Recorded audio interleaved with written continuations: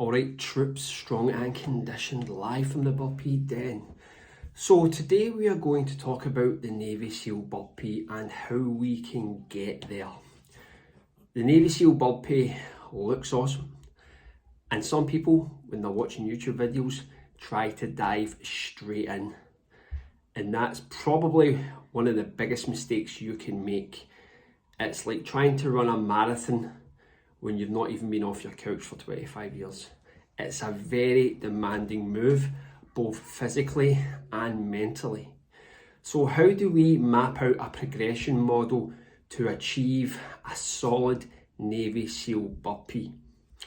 First off, we have to master different levels of Burpee variations.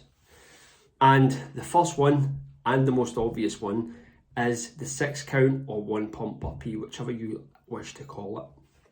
Now, with the 1 pump Burpee, it's going to build up your gas tank, it's going to build up your cardio ability.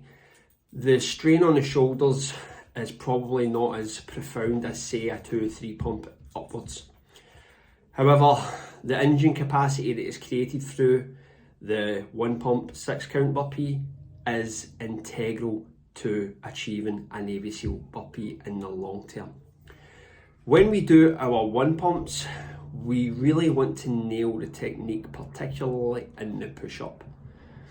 We want to get chest to floor, and we also want to achieve full lockout, because this is very important when it comes to the Navy SEAL Burpee, because it's difficult to achieve a Navy SEAL Burpee if you cannot achieve full lockout on the Burpee in general. The nature of the movement with Navy SEAL Burpees, when you're bringing the legs up to the chest, demands full lockout. So that is something that you have to master before progressing on to the Navy SEAL Burpee.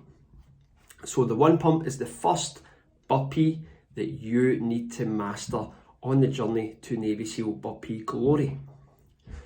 The second Burpee, and this might sound quite obvious, is the 2 pump Burpee, because then at that point you're going to start to build up that muscular endurance in the shoulder chest area.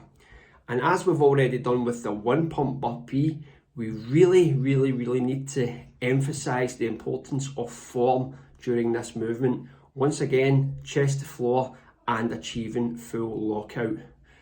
At the same time, always consider that these are quite methodical Burpees in some respects.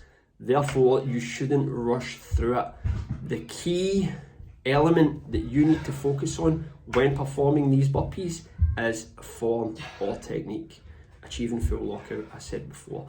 So the 2 pump Burpee is the next logical step and the next Burpee that you have to master in order to achieve the Navy SEAL Burpee.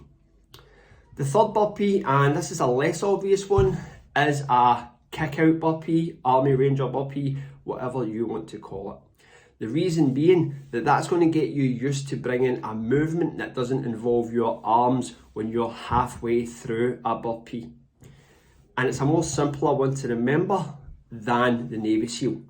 And it's basically just kicking your legs inwards, coming back out, and hitting an extra push-up. So I would also consider the Prison Army Ranger Burpee the Navy SEAL version of the 2 pump. So you're going to get that logical progression when you do these 2 moves. And what that's also going to do is it's going to be quite taxing, because you're bringing the legs in quite an awkward position, which is further going to tax your cardiovascular system.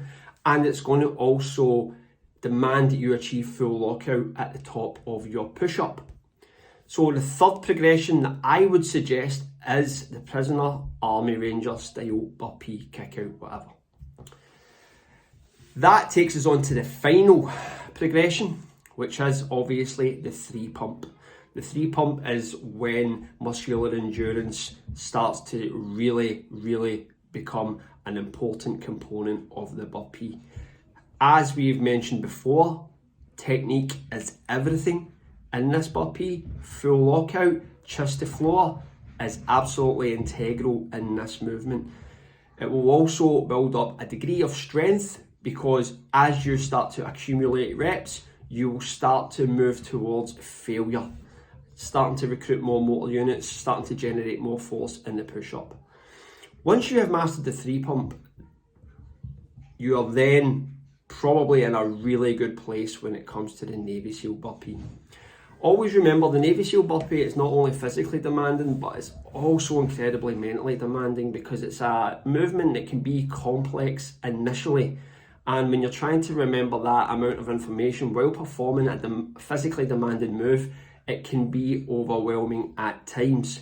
However, over time you will probably have achieved that degree of muscular endurance, refined technique, which will enable you to perform a Navy SEAL Burpee safely and not putting yourself at the risk of injuring, say, a shoulder or a pectoral muscle. So those are definitely the 3 or 4 progressions I would suggest before anyone attempts a Navy SEAL Burpee. Not just to build up the fitness, but to also build up the confidence that allows you to perform this demanding movement. Because let's be honest, and anybody in the burpee community can attest this, that the Navy SEAL is a move that will never get easy, will always be demanding, and will also be the burpee that takes your game to the next level.